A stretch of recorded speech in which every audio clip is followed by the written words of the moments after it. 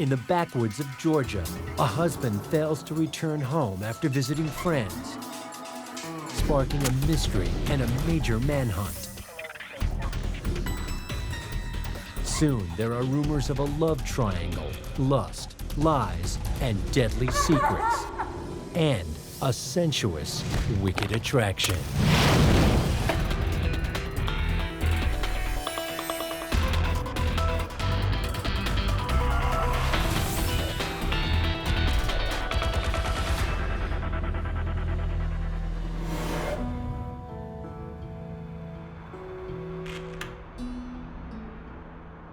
Gwinnett County is a growing suburb of Atlanta. For those who enjoy hiking, there are plenty of nature trails to explore here. The dense woods are also popular with hunters and with those who wish to dispose of unwanted items in secret.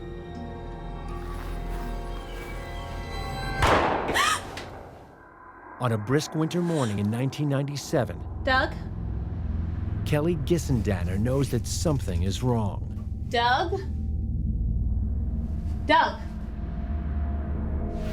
Her husband had left home to fix his car with friends and should have returned during the night. Doug? Hey. Kelly called me and said, Pamela, Doug didn't come home last night. I said, okay, let me get dressed and I'll be right over there. The only thing that I could think of was, maybe he stopped on the side of the road to help someone that broke down because that's the type of person he was. I don't know where he is or where he might have gone. Kelly spreads the word and contacts hospitals, but no one knows anything. His car's older, maybe he broke down. As the hours pass, friends rally around her. When friends and family got over, some of them were crying. She started acting frantic. It was just an odd situation to be in.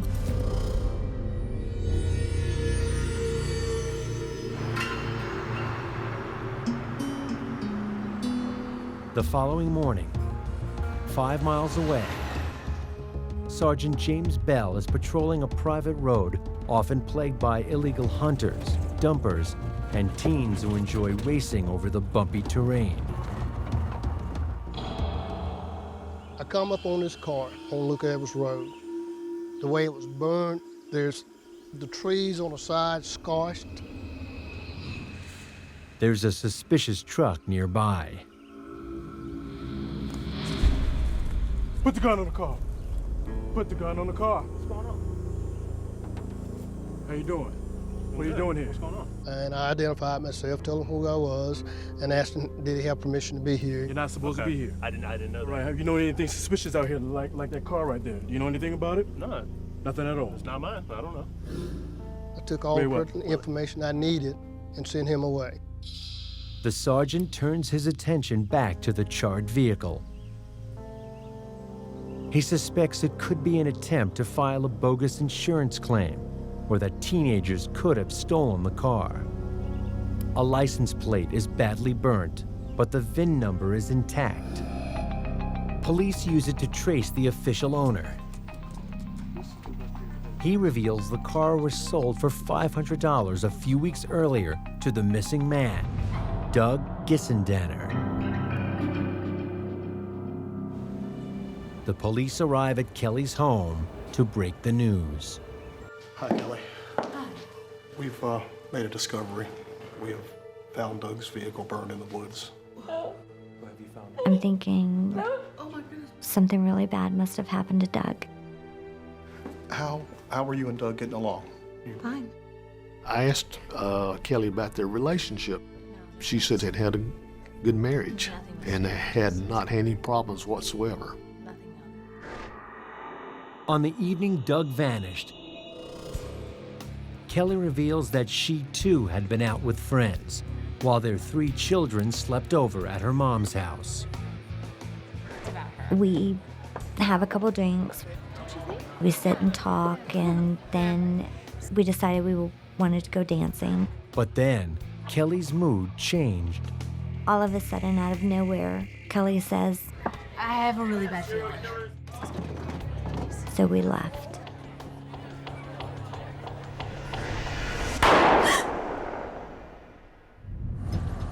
Police take to the air, using heat-seeking equipment. And on the ground, search parties are quickly formed. There was over 200 people came in from the churches to help look for him.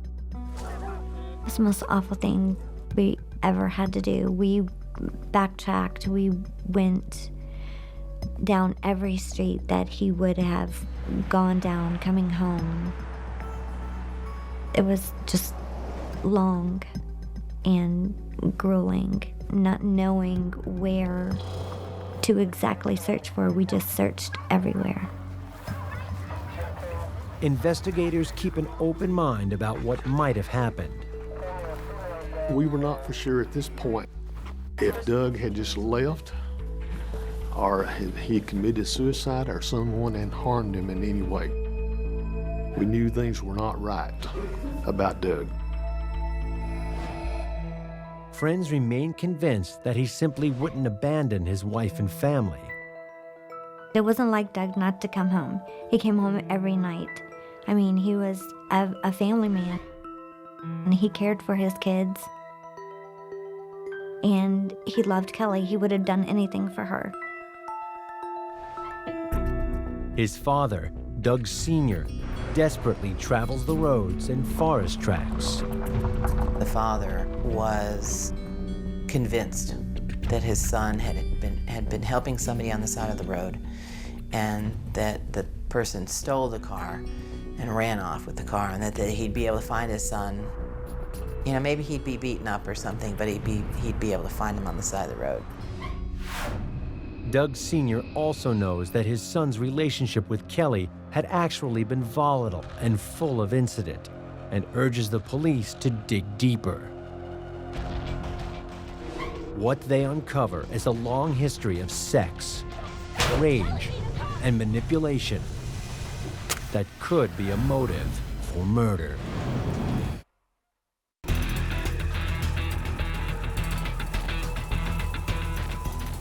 In the winter of 1997, police and volunteers in Gwinnett County, Georgia, continue to scour the woods and forest trails for 30-year-old Doug Gissendanner. It should have taken him just 15 minutes to drive home from a friend's house a few nights earlier, but he never arrived. The discovery of his burned-out car 5 miles away is viewed by the police and family as an ominous sign. No, I don't know where he's. Kelly makes her own gesture to keep media interest alive. Anybody, if you've seen Doug, please just tell him to come home. She offers a reward for information leading to an arrest. Kelly has told the police her marriage was strong. Kelly, stop. What? But others have described it as stormy. You're lying. Doug Sr. revealed that Kelly squandered his son's money and had a history of cheating on him. He explained to me that things were not perfect between Kelly and his son, that they'd had marital problems and that Kelly had had an affair with some folks in the past. The police soon learned the name of her latest lover. Friends of Kelly told one of our investigators that Kelly had seen a guy by the name of Greg. That's the only thing they knew was Greg. I learned that Kelly was cheating on Doug when she asked me to take her to a motel so she could spend the night with Greg. Greg is fantastic. But where does that leave Doug? You're married. So? I said, Kelly, you shouldn't do this. You know, why are you doing it? I basically scolded her the whole time we were driving there. You're welcome. But Kelly has no time for a pep talk on morality. It's basically none of my business. She's gonna do what she wants to do. She always did. put him back in his own Kelly car. had not disclosed details of the affair to investigators, so they confront her with the information. I needed to talk with her again. She admits that she had started dating a man during a separation from Doug, but says she hasn't seen him for months, although they've spoken. I think I could. She gave me the name Greg Owen. She told me that they had dated at one time and had broken up. He wants to kill me. Kelly says her former lover had become obsessed with her, making death threats and calling her up to 130 times a day. She says Greg had never threatened her husband, but had talked about paying her back one way or another, and she had just bought a gun to protect herself. Friends, though, suggest her love affair with Greg was far from over. Kelly continued to see him even as she put on this charade of going to church and being part of a Sunday school class and making church friends. Detectives trace Greg through a credit report and see his only reported crime is an arrest for drunk driving 2 years earlier. He agrees to answer questions. He was not under arrest at that time or anything like that. You were not with Kelly last night. When's the last time you saw Kelly? He sat down and talked with us freely. You need to help yourself. When you asked him a direct question, he was the hardest person to answer. Watching television and drinking beer. Very hard to interview or speak with. He says he was upset to lose Kelly, but is adamant he would never hurt her. Greg claims he was hanging out with a friend on the night Doug vanished. He says he didn't leave his home until the next morning when his boss picked him up for work.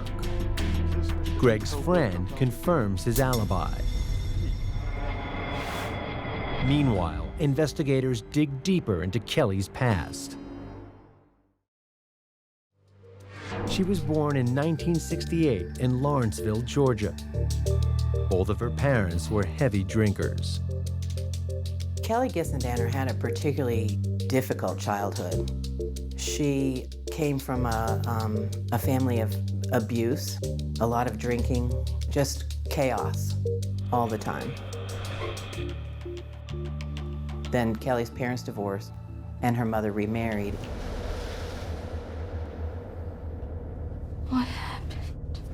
And the man that she married was equally abusive, alcoholic.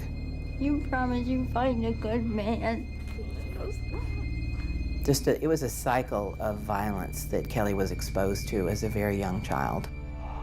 Kelly claims time and again she witnessed her stepfather beat her mother, and from the age of 10, he began sexually assaulting her. A lonely child, she can't bring friends home and is often told by her stepfather that she is worthless and unwanted. That her childhood was a complete train wreck.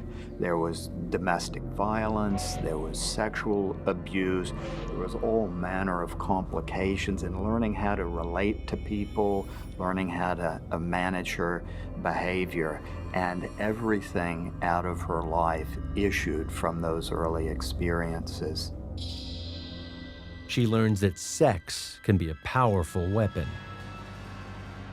Sex is not about pleasure. Sex isn't about the relationship.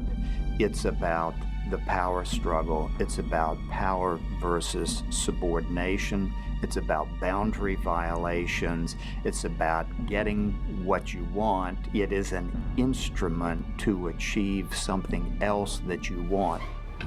Kelly graduates high school in 1986 and 2 weeks later becomes a teenage mom.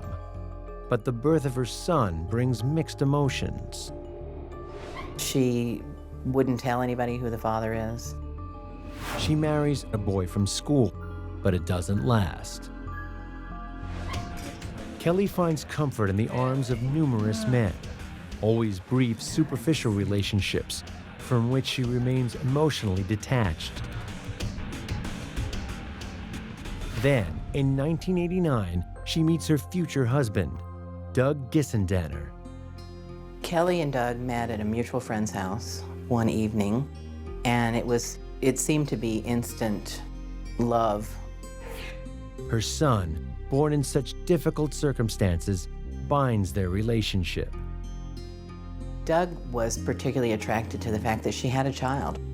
Doug wanted that family. Doug Gissendanner came from a very solid, middle-class, church-going family. And they were quite involved in this church. They would go and do evangelism-type events. Doug probably represented to Kelly that thing that she didn't have in her growing up years or to that point in her adult life. Stability, security of material goods, an income stream, and somebody who seemed really interested in her. They marry after just a few months of dating. It's not long before Kelly's pregnant again. Doug enlists in the Army. He gets posted to Germany, and Kelly and the children join him on the base. But Doug is gone for days or weeks at a time, leaving Kelly alone, bored, and in need of attention. There was talk around town that Kelly had been involved with other men while Doug was in the service. She ignores debts, blows Doug's paychecks on her own pleasures, and gains a reputation for having a short fuse. As rumors spread, the base chaplain is asked to intervene. Doug, what would some of your major concerns be? I do believe she is lying about a lot of things. I'm not lying about anything. I've never lied to you. But even he can't rein in Kelly's rage. Don't stop telling me to calm down! She was causing all sorts of problems on the base, mainly her temper, and the commanding officer told Doug he had to send his wife home because she was a problem. Kelly and Doug filed for divorce in 1992, but this was far from the end of their troubled relationship. 12 days after Doug Gissendanner has been reported missing in 1997, Sergeant James Bell remains convinced he's been murdered and continues to search the woods for his body. He scours a 10-mile radius from where the car was found. I saw something that looked like a trash bag. There was a couple flies running, and I realized then that it was a body. From the position of the body, it looks like the man was pleading for his life. But is it Doug Gissendanner? And if it is, who was he pleading with? You don't have to do this! Police in Gwinnett County, Georgia, have found a man's body in a remote area and believe it's missing husband Doug Gissendanner, who disappeared 12 days earlier. His head's in the dirt, on his knees, and it was almost like, like somebody's trying to hide. I didn't see any evidence of a struggle. What I saw looked like somebody who was begging for their life.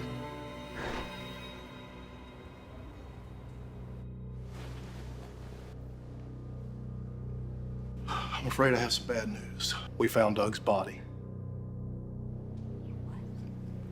He's dead? Yes, ma'am. When I told Kelly, she didn't seem to be upset at that time. I'm so sorry. She didn't act like she was really surprised about the situation, about the body being located. Back at the crime scene, the forensic investigator goes to work.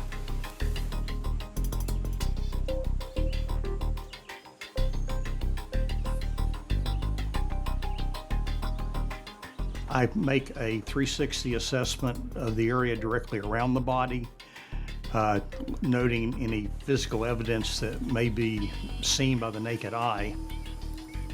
After that, then I move in to make a closer examination of the body. Doug's wedding band and watch are missing. suggesting he might have been robbed. Yet his wallet hasn't been touched, and there's a debit card along with a driver's license. They also recover his glasses and the old spark plugs he'd removed from his vehicle that night. And then we're able to roll him over to where we can check underneath. When we did that, we discovered there was no weapons, no gun, no anything under him. The autopsy provides a clearer insight into Doug's final moments. The dead tell the story of what happened. We look for what clues they'll leave us. Whether or not they tried to defend themselves or not. It lets us know a little bit of his state of mind, if you will. Closer examination showed what appeared to be stab wounds located in the back and shoulder region. Curiously, there's no evidence that the combat-experienced Army veteran fought back. Of the victim's hands showed no types of defensive moves. There was no cuts or bruises, no holes, no abrasions. With the exception of one tiny nick on an index finger. Which would indicate that at one point there was a defensive move where he put his hand to the neck or the area where he was being stabbed. But just the fact that there was only a single nick would indicate that he died very quickly. The forensic investigator outlines his conclusions. Why are you doing this? The assailant had simply put him on his knees Why are you doing this? and stabbed him from behind. He didn't see it coming. Dental records provide the final confirmation that it is the body of Doug Gissendanner. The cause of death is officially recorded as stab wounds to the neck. The police still have suspicions about Kelly and her lover, Greg Owen, but nothing to link them to the murder. Greg Owen was born in 1971 in Clinton, South Carolina, into a family just as abusive as Kelly's. Our dad was very violent. He drank a lot. He would beat our mother in front of us.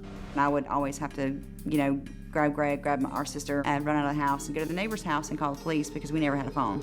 Got to the point where he wanted to bully me, shove me around and choke me and stuff like that. But he never abused the children, not physically. I would not have stood for that. We were terrified of our dad, absolutely terrified.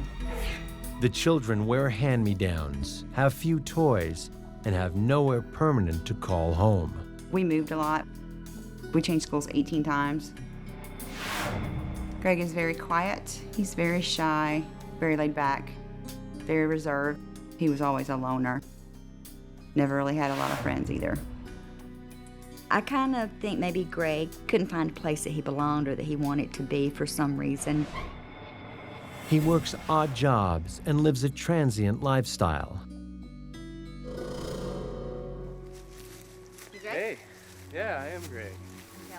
When he meets Kelly, it seems he's finally found the companionship he's craved his whole life. He experienced tremendous rejection, abuse, and apparent neglect. So Greg is looking for someone with whom to connect. And there's Kelly. When her ex-husband moves back to Georgia, she decides to try and rekindle their relationship, but wants the best of both worlds. She was trying to get Doug back and telling Greg he was the love of her life and he was her soulmate, the one she'd always been looking for, the connection that she missed every other time. Know what to do, right? Investigators suspect that Kelly and Greg are involved in Doug Gissendanner's murder. But 2 weeks on, there's no hard evidence, unless one of them can be persuaded to talk. Investigators in Gwinnett County, Georgia, suspect that Kelly Gissendanner and her lover, Greg Owen, killed her husband.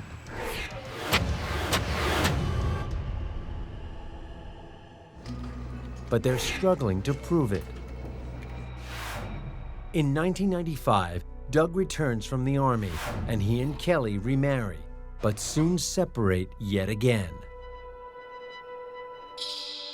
She starts seeing Owen, then goes back to Doug once more. Enticed by the prospect of buying their first home together.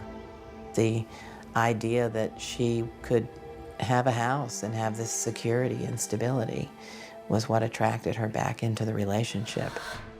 While Kelly is outwardly playing the loyal wife, she's still enjoying the thrill of her secret romance.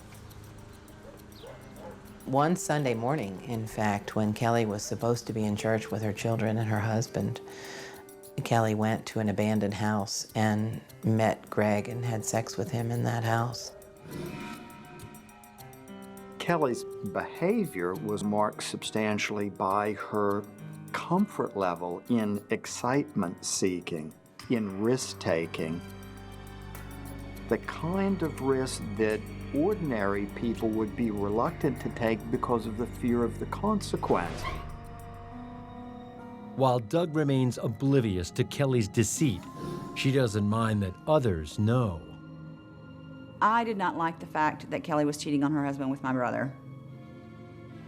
Did not like it at all. Am very upset with myself for not doing what I wanted to do, which was call Doug and tell him. 3 days after Doug's body is discovered, he is laid to rest. Doug's family travels solemnly to the cemetery to bury their son. And so they get to the graveside. Sue and Doug Gissendanner are sitting there, and then they wait. And Kelly doesn't come. We thought maybe she got lost on the way to the funeral. I was a little angry about that. In reality, Kelly is anything but lost. She had stopped on the way down to have lunch and then shopped around.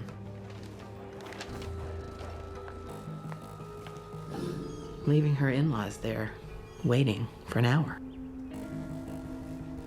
Through that, Kelly is telling us that she's number one in her own constellation, and everything else and everyone else is subordinate to that, even to the point of the loss of their lives. Finally, Kelly shows up, and she comes in and she throws herself on the casket. She's emotionally, just unglued. And it took attention away from her dead husband and focused the spotlight on her. Completely self-focused, self-absorbed conduct. Then, more shocking behavior. She was literally stepping on the freshly laid dirt. I couldn't believe it. But as cold as Kelly's behavior may be, without any hard evidence, she's untouchable. Doug Davis and his team decide to pick up and re-interview Greg Owen and his friend Lee, who claimed he'd been drinking with Owen on the night of the murder. Lee eventually admits he lied. He didn't want to be charged with a crime, so he changed his story. He told us that he was covering for Greg, that Greg was actually not there after 6 p.m. in the afternoon. Greg had walked down the driveway and someone had picked him up. He did not know who. He was assuming that it was Kelly. Detectives escort Owen back into the station and demand the truth. All right, I'll tell you what happened. Greg finally wanted to sit down. I think he wanted to get this off of his mind, off his chest. He realized that law enforcement and prosecution were going to be a much more powerful force in his life than Kelly first represented, and he figured out how to cut his losses. He is offered a plea deal to avoid a potential death sentence. We felt like we needed his testimony, and obviously I don't believe we would have gotten his testimony had we made the decision to go for the death penalty in his case. In exchange for a lesser sentence, Owen agrees to tell all. She made me do it. Greg says that Kelly wanted someone to get rid of Doug Gissendanner for him. You're always away. What am I supposed to do about that? She was tired of Doug. She was tired of his church-going ways. She felt like the only way to really get him out of her life was for him to be dead. When she first told me that she wanted him dead, I laughed about it, but you know, then I could see that she was serious. You know, we could have more of this time together if my husband were out of the way. Kelly believed that if Doug had some kind of accidental death, that they would be set for life if this insurance money came through. What are you talking about? Greg, it seems, did not necessarily want something from the murder. What he wanted primarily was to do Kelly's bidding as a way of ingratiating her to him so he could enjoy that relationship. But they just had this one problem, this one guy. You know what to do, right? Yeah, I know what to do. Owen agrees to Gissendanner's deadly plot. She arms him with a hunting knife and nightstick and heads out for the evening with her girlfriends, ensuring she has an alibi with witnesses present, and that when Doug returns home, the only person waiting for him would be his killer.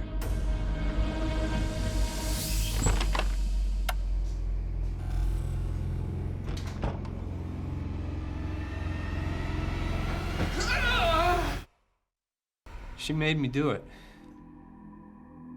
I thought she was just joking. She just... Greg Owen has been revealing to the police that while his lover was out partying with friends, he lay in wait for her husband to return home.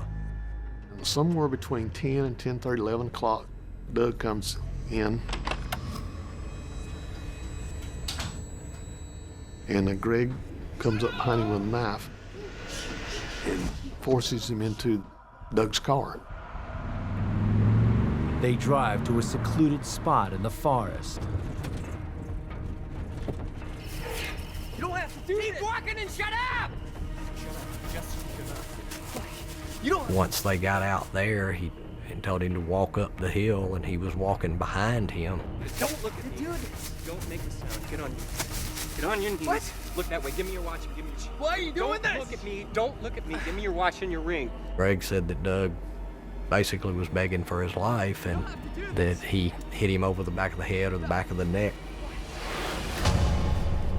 And when he went down, he then took a knife and stabbed him up in the upper back neck area 3 or 4 times. He and Kelly had a prearranged signal, and she had a beeper at that time, and that he was going to beep in the numbers 1, 2, 3. Between them, it meant that the killing had been done. No, guys, I just want to go home. I have a really bad feeling. Can we please just... And that Kelly was to come out there and pick him up.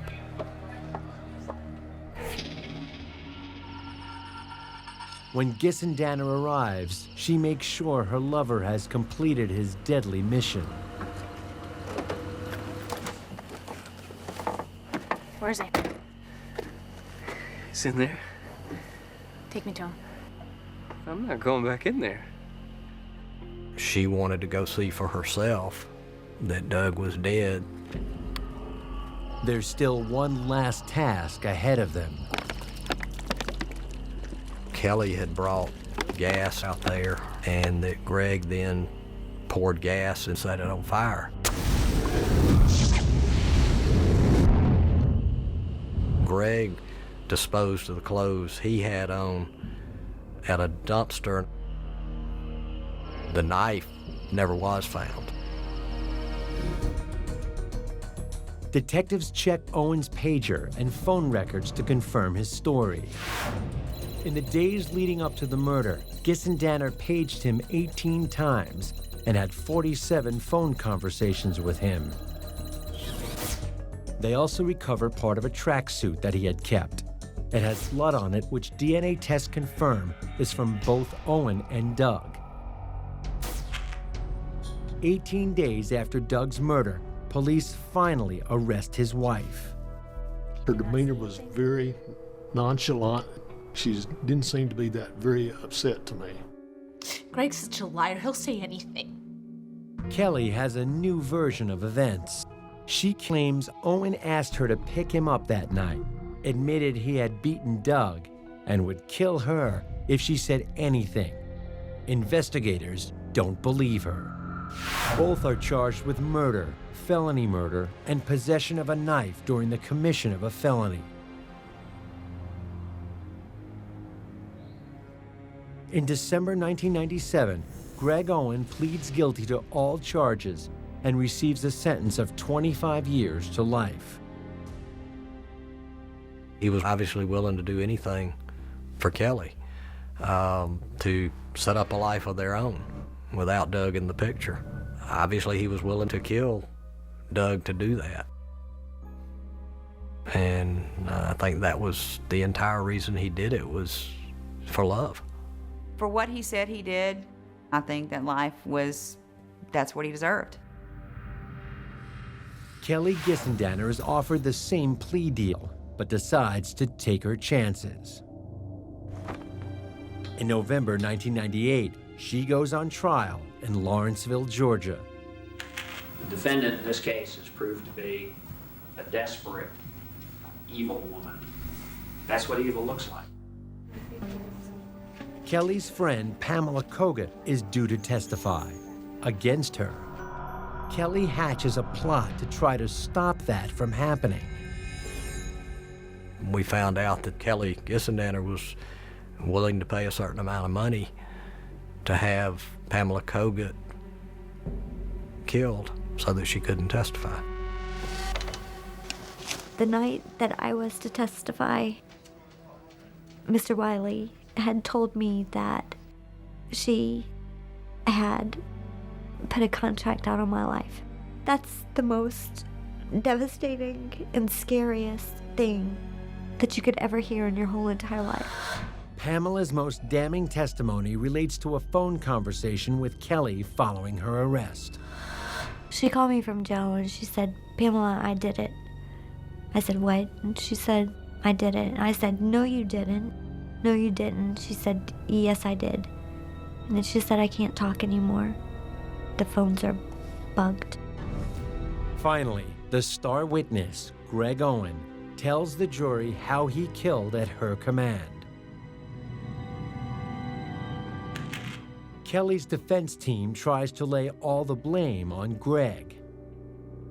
Greg Owen took it on himself, on the spur of the moment, to abduct Doug Gissendanner.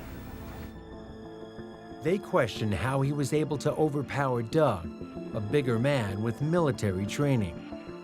We figured the defense was going to raise it, and they did. They questioned numerous witnesses. There was even, I guess, suggestions made by the defense that there was a third party involved in this. There was no evidence whatsoever that would prove that anybody else was involved in this. Jurors wait to hear if Kelly will testify in her own defense. And have you personally then decided that you do not wish to take the stand and testify in this case after consultation with your attorney? No, I do not, Your Honor. You do not wish to testify? No, sir. It takes the jury just 2 hours to find Kelly Gissendanner guilty of first-degree murder. Wiley and his team try to obtain the first death sentence for a woman in Georgia in half a century. Kelly Gissendanner was not the one who physically killed Doug Gissendanner, but we sought the death penalty because we felt like she was the moving force. Greg would not have killed Doug but for Kelly Gissendanner. Her defense team hopes the jury will spare her life if they believe she's a loving mom to her 3 children. Part of the evidence that the defense put up was a poster board type thing with a lot of family pictures on it of Kelly, of her kids. Ladies and gentlemen, who's missing from these photos? And that was Doug Gissendanner. After just 2 hours of deliberation, and on her youngest son's 5th birthday, the jury decides she should face the electric chair. I know I was expecting a lot more emotion. I was expecting to see tears. That even more went to the fact that she was such a cold person and that she was capable of carrying out this crime. The loss of life for Kelly is probably not measured by the same yardstick it is for people in general. Kelly Gissendanner is the only woman on Georgia's death row. Kelly's getting what she deserved. She's hurt too many people. I want to be present at her execution. I want her to know that what she did was wrong, and for her to see me look at her the same way she looked at me during the trial. The Gissendanners had lost a precious son to them. 3 kids had lost their father, a loving father. I think justice was served. I think Kelly Gissendanner is in the right place that she needs to be. The Gissendanner family says they are still tormented by Doug's murder, which they call maliciously planned and executed. They remember Doug as a true, genuine person who always helped his family and neighbors and did not deserve to die.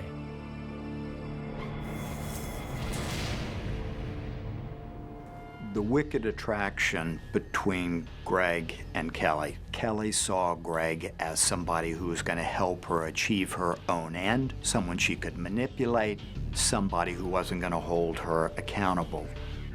For Greg, the attraction was, hey, here's somebody with whom I can be in a relationship. Now we have to do some peculiar things to make the glue of the relationship.